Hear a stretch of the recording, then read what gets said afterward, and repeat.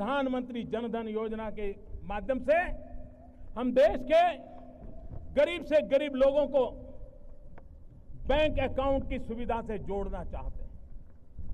आज करोड़ों करोड़ों परिवार हैं जिसके पास मोबाइल फोन तो है लेकिन बैंक अकाउंट नहीं है, और इसलिए प्रधानमंत्री जन धन योजना के तहत जो अकाउंट खोलेगा उसको डेबिट कार्ड दिया जाएगा, और डेबिट कार्ड के साथ हर गरीब परिवार को 1 लाख रुपया का बीमा सुनिश्चित कर दिया जाएगा, ताकि उसके जीवन में कोई संकट आया तो उसके परिवारजनों को 1 लाख रुपए का बीमा मिल सकता है।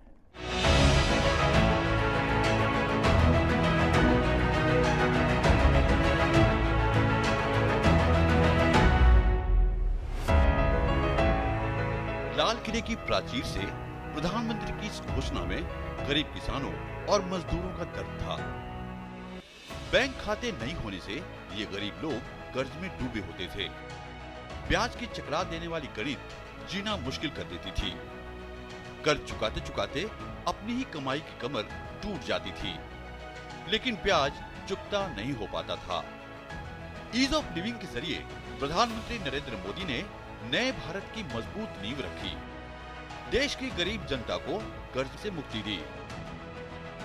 बैंक खातों से जोड़ने के लिए जन धन योजना की शुरुआत की। इस योजना का उद्देश्य प्रत्येक भारतीय का बैंक खाता खोलना था। बैंक खाता खुलने से सरकारी योजनाओं का भुगतान सीधे गरीबों के खाते में पहुंचने लगा। इसके पीछे कोशिश थी कि गरीब जनता का 1 रुपया भी कोई बिचौलिया न हड़प सके। इतना ही नहीं, बैंक खातों के खुलने से आर्थिक और सामाजिक स्तर पर भी काफी मजबूती मिली है। जैसे उज्ज्वला गैस का सब्सिडी हुआ, किसान सम्मान निधि हुआ, ये सब डायरेक्ट हमारे खाते में आने लगा। तो बीच बिचौलिए जो कभी प्रधान थे, लेखपाल थे, वो कभी योजनाओं का लाभ लेने में आधा तिहा पैसा ले लेते थे, उससे बहुत बड़ा छुटकारा मिला है। हमें बैंक से फोन आया जिसमें हमें जाके पता लगा कि माताजी ने मेरी एक जन धन योजना में एक बीमा कराया। केवल 21 दिनों में हमारा पैसा हम तक पहुंचाया। मुद्रा जैसी योजनाओं से रोजगार के नए अवसर खुले हैं। प्रधानमंत्री मुद्रा योजना महिला सशक्तिकरण के उद्देश्य में भी सफल हो रही है। इस योजना की मदद से गृहिणियां अपने उद्यम कौशल के जरिए आत्मनिर्भर बन रही हैं। आदरणीय प्रधानमंत्री नरेंद्र मोदी ने जो ये मुद्रा योजना चलाई है, इसके तहत जो मुझे आज 2 लाख का लोन मिला है, पेपर वर्क कंप्लीट कराने के बाद मुझे ये लोन आसानी से मिल गया, जिससे मुझे अब मैं नई मशीन्स ले सकती हूँ और अपना रॉ मटेरियल खरीद सकती हूँ। मुद्रा के बाद हमारे बिजनेस का जो इंक्रीज है, परसेंटेज जो है, वो तकरीबन 28% के करीब हमारा जो है इंक्रीज हुआ है। एम्प्लॉयज़ की संख्या हमने बढ़ाई है। क्या कहते हैं, आप जितना ज़्यादा से ज़्यादा हो सके इस योजना का आप लाभ उठाइए, ताकि आपके साथ साथ आपका देश भी आगे तरक्की कर सके। ईज ऑफ लिविंग को सरकारी योजनाओं के केंद्र में लाकर सरकार ने लोगों के रोजमर्रा के कामों को पूरा करने में सहूलियत प्रदान की। 1 मई 2016 को शुरुआत हुई प्रधानमंत्री उज्ज्वला योजना ने देश की APL और BPL राशन कार्ड धारक महिलाओं को मिट्टी के चूल्हे से मुक्ति दिला दी। धुआं मुक्त रसोई सुनिश्चित करने के लिए मोदी सरकार ने करोड़ों परिवारों को मुफ्त LPG कनेक्शन उपलब्ध कराए हैं। बहुत परेशानी होती थी, धुएं में खाना बनाते थे, लकड़ियों में, चूल्हे में आग जला के। अभी हमें भारत सरकार ने उज्ज्वला गैस दिया है, तो हमें बहुत अच्छी सुविधा हो रही है। पहले हम चूल्हा जलाते थे और धुआं बहुत लगने लगा था। इसके लिए हम प्रधानमंत्री ने हमको गैस सिलेंडर दिया, तो हमको बहुत फायदा हुआ। कोरोना संकट के बीच केंद्र सरकार ने गरीब परिवारों को बड़ी राहत दी है। प्रधानमंत्री गरीब कल्याण अन्न योजना के तहत देश की 80 करोड़ आबादी को फ्री राशन अब नवंबर 2021 तक मिलता रहेगा। भारत ने संक्रमण की आहट के पहले दिन से ही इस संकट को पहचाना और इस पर काम किया। इसलिए आज दुनिया भर में प्रधानमंत्री गरीब कल्याण अन्न योजना की प्रशंसा हो रही है। बड़े बड़े एक्सपर्ट इस बात की तारीफ कर रहे हैं कि भारत अपने 80 करोड़ से अधिक लोगों को इस महामारी के दौरान मुफ्त अनाज उपलब्ध करा रहा है। इस पर 2 लाख करोड़ रुपए से अधिक यह देश खर्च कर रहा है। मकसद एक ही है, कोई भारत का मेरा भाई बहन, मेरा कोई भारतवासी भूखा न रहे। योजना के तहत मुफ्त राशन मिलने की अवधि को 5 महीने तक बढ़ा दिया गया है। पहले योजना के तहत जून 2021 तक गरीब परिवारों को मुफ्त राशन मिलना था। हम लोग का बहुत राहत मिला। खाने पीने में आराम है, तकलीफ नहीं है, सरकार की तरफ से मदद है। सरकार ने जो योजना चलाई है बहुत अच्छी चलाई है। मोदी सरकार का मैं धन्यवाद करती हूँ। गरीब जो घर में या वैसे जो है काम बंद है, उसकी सहायता के लिए सरकार ने बहुत अच्छी योजना बनाई है। मोदी सरकार की सभी प्रमुख और सफल योजनाओं का लक्ष्य गरीबों के जीवन को आसान बनाना है। समाज के अंतिम पायदान पर खड़े लोगों को मूलभूत सुविधाओं से जोड़ा गया। शौचालय उन लोगों को प्रदान किया गया जो खुले में शौच जाने के लिए मजबूर थे। प्रधानमंत्री आवास योजना का लाभ उन लोगों को दिया गया जिनके लिए अपना मकान बनाना सपने सरीखे था। हर किसी का सपना होता है कि अपना एक घर हो, और वो सपना ही क्या जो पूरा न हो। यह सपना साकार हो रहा है प्रधानमंत्री आवास योजना के माध्यम से।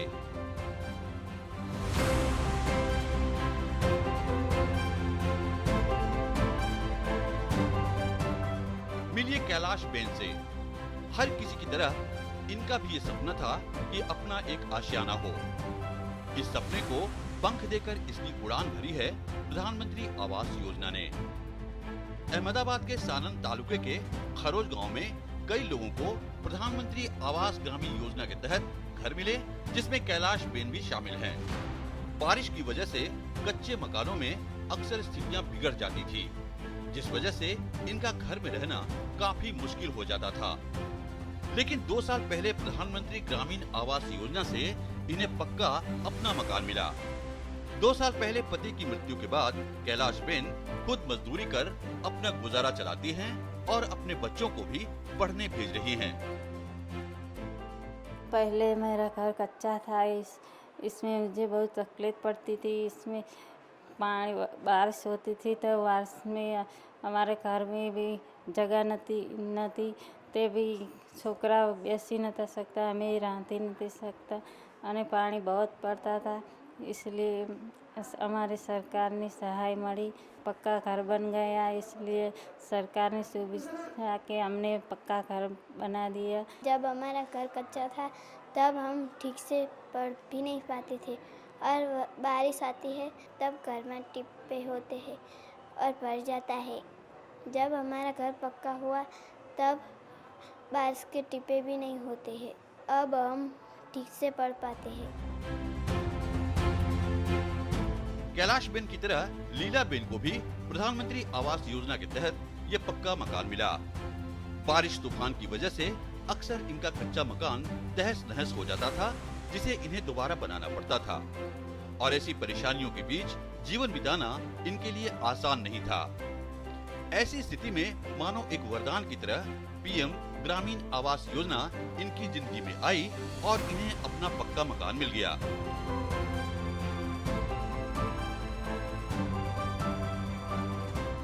जब तूफान आता था तो मेरा घर का सामान यहाँ से वहाँ गिर जाता था। मैं कहाँ से भेगा करूँ ये मुझे नहीं पता चलता था। सरकार ने सहाय दी कि पक्का मकान हो रहा था, तब मुझे सोच में आया कि मेरा भी ऐसा ही मकान हो तो कुछ भी अच्छा लगे।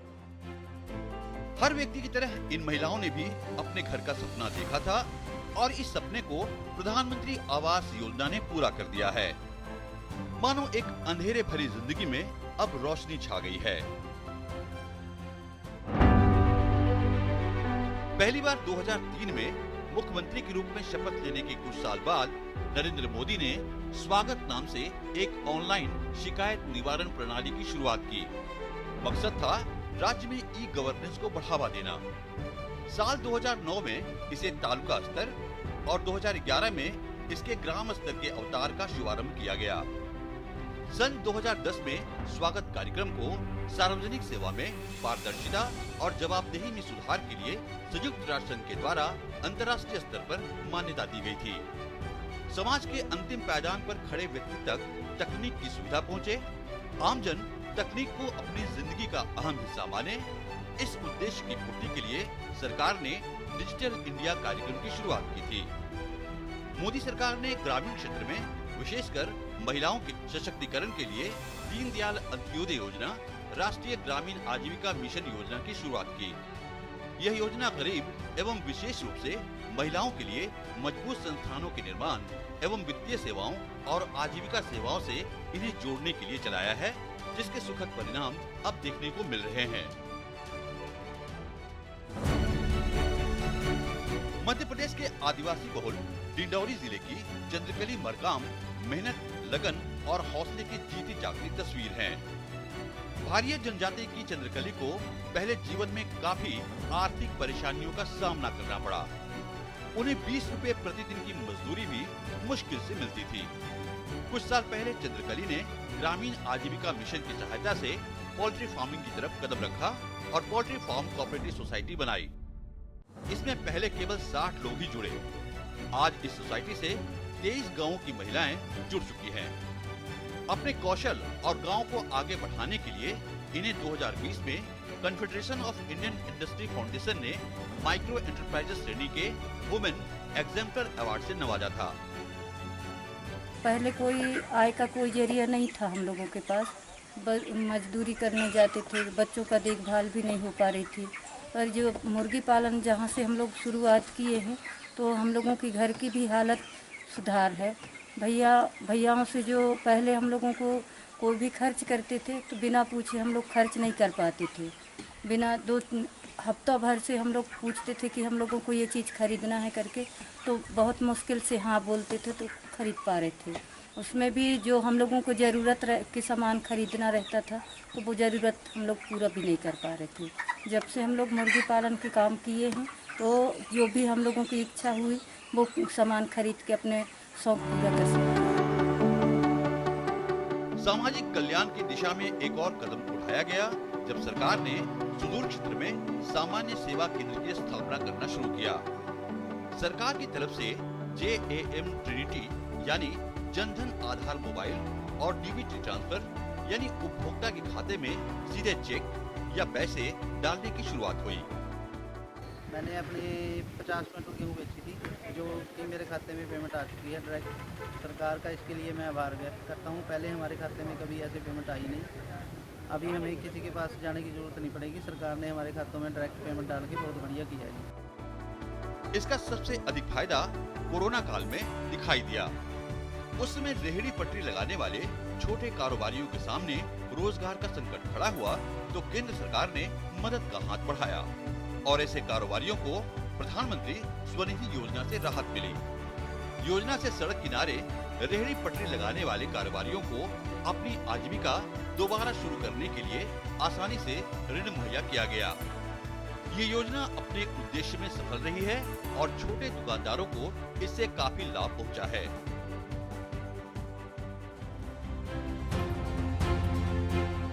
यूपी के बाराबंकी में अपनी छोटी सी दुकान के जरिए राजेश जायसवाल अपनी आजीविका चला रहे थे। जिंदगी अच्छी तरह चल रही थी, लेकिन अचानक आए कोरोना संकट ने राजेश से उनका रोजगार छीन लिया। राजेश के पास अब उतनी पूंजी नहीं बची थी कि वो फिर से अपना रोजगार शुरू कर सके। सब तरफ से निराश हो चुके राजेश को जब प्रधानमंत्री स्वनिधि योजना के बारे में पता चला तो उन्होंने इस योजना के तहत ऋण के लिए आवेदन कर दिया। राजेश को कोरोना संकट काल में पीएम स्वनिधि योजना का सहारा मिला और उनका रोजगार दोबारा शुरू हो गया। हम एक छोटी सी दुकान, पान की दुकान किए थे, तो दुकान हमारी पहले बढ़िया चल रही थी, लेकिन बीच में जब लॉकडाउन लगा, लॉकडाउन में हमारा दुकान का काम सही चल नहीं पाया। दुकान एकदम बेकार हो गई थी, समझ नहीं आता कैसे हम काम करें। तो अपनी दुकान पे थे, एक भैया आए तो अपना 10,000 लोन के बारे में बताया, पीएम स्वनिधि के बारे में। तो हम गए पीएम स्वनिधि के बारे में 10,000 का लोन अप्लाई कराएं और हमें बैंक से 10,000 का लोन मिल गया मुझे। और मैं ये पैसा अपने दुकान में फिर लगाया और मेरी दुकान फिर से अच्छी चलने लगी। बाराबंकी के राजेश जायसवाल अकेले ऐसे दुकानदार नहीं हैं। राजेश जैसे लाखों छोटे कारोबारी इस योजना का लाभ उठा रहे हैं। लॉकडाउन में मेरा कारोबार बहुत ही ठप हो गया था, जिसके कारण मुझे बहुत ही नुकसान हुआ। मोदी जी की स्कीम जो है स्वनिधि योजना के अंतर्गत मुझे नगर पालिका द्वारा सूचित किया गया कि आप ये 10,000 वाला लोन के लिए अप्लाई कीजिए। आपका रोज जो भी काम का नुकसान हुआ है वो उसके लिए आपको लाभ मिलेगा। तो मैंने 10,000 लोन के लिए अप्लाई किया और मुझे मिला, जिससे मेरा कारोबार फिर से शुरुआत हो गई मेरी कारोबार की। प्रधानमंत्री स्वनिधि योजना उन छोटे कारोबारियों के लिए वरदान साबित हुई है जो पूंजी की समस्या के चलते अपना कारोबार शुरू नहीं कर पा रहे थे। इस योजना के तहत आसानी से मिलने वाला 10,000 रुपए का ऋण देश के छोटे कारोबारियों के लिए वरदान साबित हो रहा है।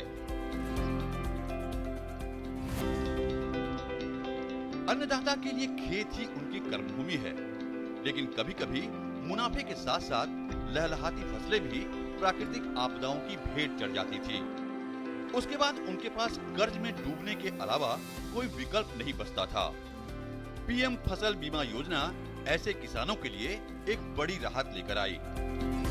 मैंने प्रधानमंत्री फसल बीमा में AIC कंपनी द्वारा बीमा ले रखा था, जिसमें मुझे लगभग 80,000 रुपये से क्षतिपूर्ति का सही समय पर लाभ मिला। और मैं धन्यवाद करता हूँ AIC कंपनी का और प्रधानमंत्री जी का, जो सही समय से मुझे क्षतिपूर्ति का लाभ मिला। मुझे प्रधानमंत्री फसल योजना में मैंने बीमा कराया था AIC में, उसमें जो मुझे फसल 48,000 रुपये लाभ मिला था। मैं प्रधानमंत्री जी का धन्यवाद करता हूँ। गांव का अंधेरा मिटाने और खेतों तक पानी पहुंचाने के लिए मोदी सरकार ने सौभाग्य योजना का ऐलान किया था। योजना से एक निश्चित समय तक देश के हर गांव में उजाला लाना था, जो वर्षों से अंधेरे में जीने को अभिशप्त थे। सबसे अहम यह कि उन गरीबों को मुफ्त कनेक्शन बांटे गए जिनके जेब में पैसे नहीं थे। सदियां बीत गई, अंधेरे में गुजारा किया और शायद सोचा भी नहीं होगा कि आपके गांव में भी कभी उजाला आएगा कि नहीं आएगा। आज मेरे लिए ये भी खुशी की बात है कि मुझे आपकी खुशियों में शामिल होने का मौका मिल रहा है। आपके चेहरे की मुस्कान, बिजली आने के बाद जीवन में आए बदलाव की बातें, ये अपने आप में एक बहुत बड़ी बात होती है। हमारे यहाँ उपनिषदों में कहा गया है, तमसो मां ज्योतिर्गमय, यानी अंधकार से प्रकाश की ओर ले चलो। आज मुझे देश भर के उन लोगों से मिलने का अवसर मिला है जिन्होंने अपने जीवन में अंधकार से प्रकाश का सफर तय करने का सौभाग्य प्राप्त किया। पीएम मोदी ने राष्ट्रीय डिजिटल स्वास्थ्य मिशन की परिकल्पना की है, जिसके केंद्र में नागरिकों और रोगियों को रखा गया है। मिशन का उद्देश्य स्वास्थ्य देखभाल की गुणवत्ता को सुलभ और विश्वसनीय बनाकर सुधार करना है। इसका उद्देश्य प्रत्येक भारतीय नागरिक को एक डिजिटल स्वास्थ्य आईडी प्रदान करना है, जिसमें व्यापक स्तर पर उनका स्वास्थ्य रिकॉर्ड रखा होगा, जिससे आने वाले भविष्य में लोगों को इसका फायदा मिलेगा।